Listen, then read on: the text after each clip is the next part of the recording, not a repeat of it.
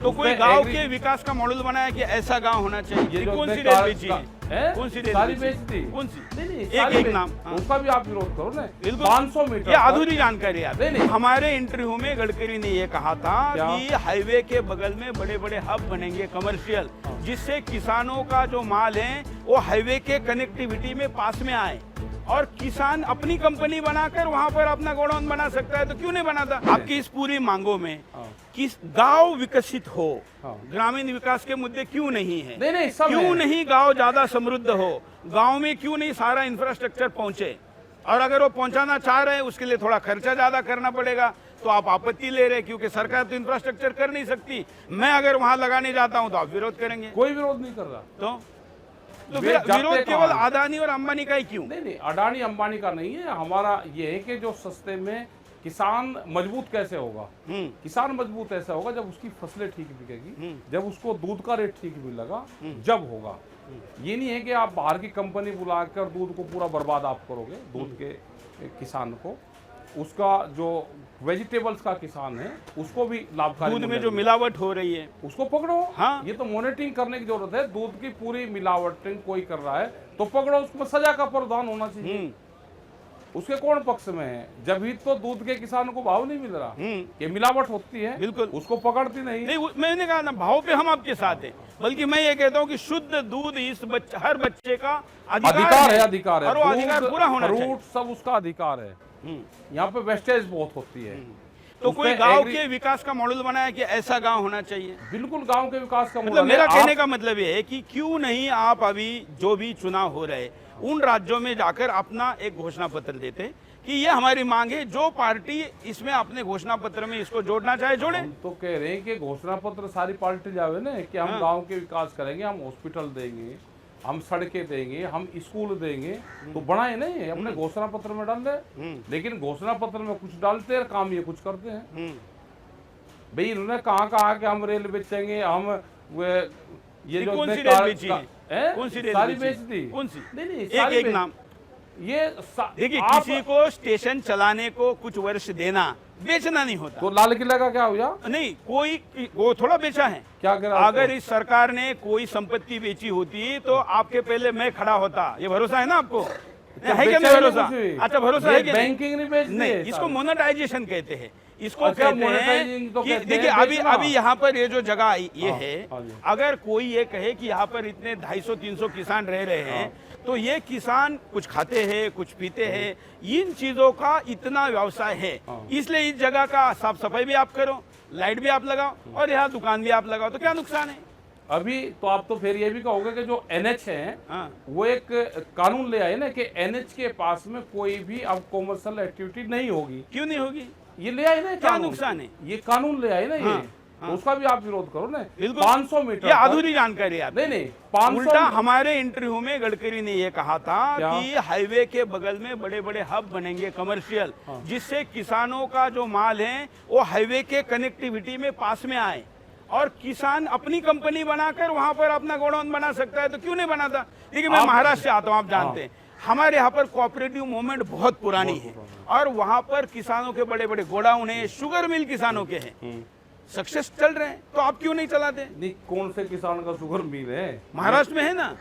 तो क्या रेट मिल रहा है वहाँ पे? यहाँ से तो अच्छा ही है। नहीं कहाँ है? यहाँ से सब जगह है। बताओ आप उसको क्या? पूरे महाराष्ट्र में 170 और 80 रुपए तक मिला उनको रेट। और यहाँ क्या है? जो और दूसरी किस्त आएगी, फिर तीसरी आएगी। नहीं तो यहाँ कितना है? यहाँ पे जो सरकारें देती हैं अभी एक 325 रुपया है। तो फिर तो डबल है आपको। नहीं मैं ये कह रहा हूँ कि वहाँ का भी नुकसान है। नहीं तो महाराष्ट्र के किसान से जब डबल पैसे मिल रहे हैं, वहाँ पे भी नुकसान तो फिर तो महाराष्ट्र वालों ने कहना चाहिए कि यूपी जैसा रेट दे दो। बहुत स्टेट में ये जानकारी तो मुझे भी नहीं थी। ये तो इसका मतलब तो आपको महाराष्ट्र से डबल पैसा मिल रहा है। मैं ये कह रहा हूँ कि कर्नाटक, आंध्र प्रदेश, तमिलनाडु जो ये स्टेट हैं, इसको 280 रुपए के आसपास मिलता है। यहाँ पे कुछ जो इस साइड के जो हैं वहाँ पे ये बढ़ा कर देते हैं। यहाँ पे स्टेट गवर्नमेंट देती है। जैसे यूपी 350 दे रहे हैं आपके। अभी नहीं दे रही, अभी कितना दे रही? 325 रुपए है। चलो 350 दे रही, तो महाराष्ट्र में 170 और यहाँ 350। योगी का तो धन्यवाद करना चाहिए। 280 है, फिर भी ज्यादा है। कहीं फिर भी ज्यादा है। ठीक है जी, ये कह रहा है ज्यादा है। देना चाहिए ना उनको। हाँ। हम तो सबके लिए कह रहे हैं हाँ। कि मिलना चाहिए। हाँ। अभी स्टेट की पॉलिसी उन्होंने इस तरह की बना रखी सब जगह की। यहाँ तो गन्ने की जो भी मुख्यमंत्री आया उससे कुछ ना कुछ बढ़वाते हैं यहाँ पे।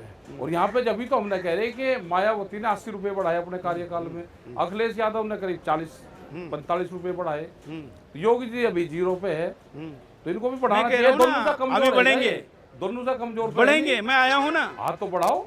और अगर ज्यादा बढ़ेंगे तो आप योगी का प्रचार करेंगे, ये भी आपने कहा है। जितने नंबर करेंगे, जोन से नंबर पाएंगे उसी नंबर पे उनको देंगे। मतलब उन्होंने अगर 50 से ऊपर किया तो उनका दूसरा नंबर पाएगा। तो 51% से ज्यादा हो गया ना। नहीं, उनका दूसरा नंबर पाएगा। आप संकोच करें योगी जी का समर्थन करने में।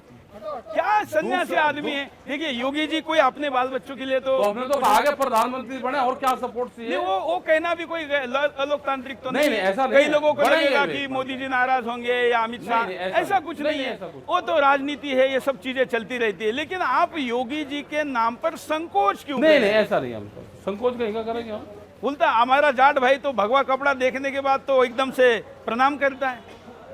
नहीं, जब वो मंदिर में रहते हैं, हाँ, जब वहाँ तो मुख्यमंत्री है, तो क्यों नहीं बने? वहाँ भगवा कपड़ा। खुद सन्यासी ही राजा बन जाए, इससे अच्छी बात क्या हो सकती है? तो सबसे आदर्श बात है।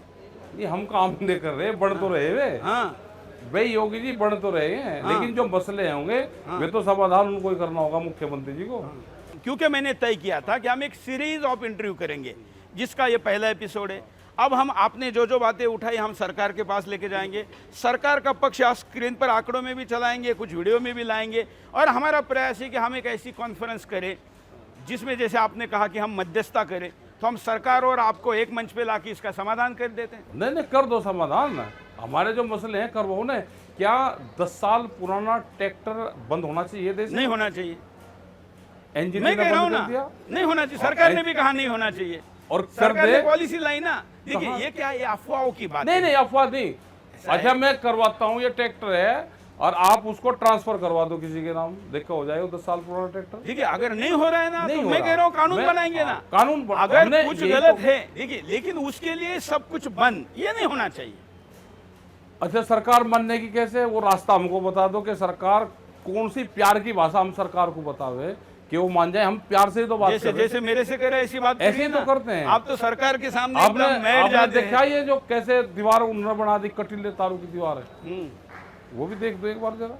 जी, आपके कंधे पर कोई देशद्रोही गद्दार, इस देश के दुश्मन कैसे कोई देश की दुरुपयोग ना तरफ करे। देश की देखिए करते हैं ना, नहीं। घुसते नहीं क्या लोग नहीं। आंदोलनों में घुसते नहीं क्या? घुसेगा तो उसकी जिम्मेदारी है, घुसेगा तो वो उसका आपकी इलाज जिम्मेवारी होगा। भी है। हमारे बीच में कोई घुसेगा तो इलाज करेंगे ना उसका भी। हाँ, लेकिन नहीं करते ना आप। नहीं, हम कुछ खलिस्तान के नारे लगे, खलिस्तानवादी आपके मंच पे आ गए। कहाँ वो है? नहीं आने चाहिए उनको ना। पकड़ो, कौन है? आपका नहीं काम खालिस्तानी है का क्या? शब्द किसने दिया? ये आपका काम नहीं क्या पकड़ना? खालिस्तानी शब्द दिया है सरकार ने, पाकिस्तानी शब्द सरकार ने दिया। क्या सरदार कौम अगर है तो खालिस्तानी है? नहीं, क्या सवाल ही नहीं। क्या मुस्लिम है तो वो कुछ परसेंट खलिस्तानी हो सकते हमने हैं। कहा कि जो सरदार तो इस देश की शान है, मान है, सम्मान है, उसमें कोई दो राय जिस नहीं। दिन देश को 2007 में गेहूं की जरूरत थी, प्रधानमंत्री मनमोहन सिंह थे, उनने बड़े टिकैत साहब को बुलवाया, उनके साथ में 2 लोग और थे। पंजाब से भी हम अजमेर सिंह लाखोवाल थे, युद्धवीर सिंह थे। उन्होंने कहा कि देश में गेहूं की कमी है, बाहर से गेहूं मंगा रहे हैं। वो करीब 70 मिनट की मुलाकात हुई और आज 14 साल हो गए, देश में 1 किलो भी गेहूं बाहर से नहीं आया। उन्होंने पॉलिसी बनाई उस पर। भारत सरकार को चाहिए कि चमकीली कोठरियों में बैठ के पॉलिसी नहीं बनती जब तक आप ग्राउंड रिपोर्ट आपके पास में नहीं होगी, आप दीजिए कोई ना, पॉलिसी नहीं आप बना दीजिए ना, हम देते हैं। देखिए अब ये चमकीली कोठी है ना, ये लगाने की क्या जरूरत है? क्या लगाए? आज तक जिसने भी ये चमकीली कोठी बात की ना, वो उसमें जाके और चमक गया। कई नहीं। मुख्यमंत्री थे जिन्होंने कहा था हम सरकारी कोठी नहीं लेंगे, बाद में ले ली। ना, वो तो तो जोड़ों ये की जो होते हैं आपका ना, जो जहाँ तंज बैठ- है ना, ये जो आपका तंज है, ये तंज के कारण लोगों को लगता है कि आपके इरादे पे शक होता है। नहीं, तो हमारा क्यों तंज मारे? भाई हमारे प्रधानमंत्री की कोठी क्यों न चमके? मैं कहता हूँ अमेरिका के राष्ट्रपति से अच्छा बढ़ने तो लग रहा है। हमारा क्यों ना हो? नहीं, बढ़ने तो लग रहा हाँ, तो हो ना, क्यों ना हो? उसमें गांव की मिट्टी भी लग जाए ना, क्यों ना उसमें हो? क्या दिक्कत है? बिल्कुल लगनी चाहिए। गांव अब की लोग मिट्टी- कहते हैं टिकैत जी के पास सैकड़ों करोड़ रुपए, मैं कहता हूँ क्यों ना हो? मेरे पास भी होने चाहिए। लाखों करोड़ रुपया है। मैं कहता हूँ होने ये गांव के चाहिए। किसानों मैं तो की कहता हूँ प्रॉपर्टी हमारी। हिंदुस्तान का हर किसान टिकट मजबूत हो। इतना अमीर होना चाहिए। मजबूत होना चाहिए। क्यों नुकसान है उसमें? तो तंज मत कसिए। ये किसानों को तंज मत चाहते हैं कसिए। कि किसान तो फटे हाल में रहे। तंज मत कसिए। मेरा कहना है कि आपका फॉर्मूला जो आपने चावल वाला फॉर्मूला दिया, क्यों नहीं हम धान वाला फॉर्मूला हर एक फॉर्मूले को सरकार को देते? सरकार मतलब कौन है? हम ही तो हैं, आप और हम ही हैं। तो क्यों नहीं हम फॉर्मूला देखो, देते? सरकार जब बैठ के बातचीत करेगी तो उसके मसलों का समाधान होगा।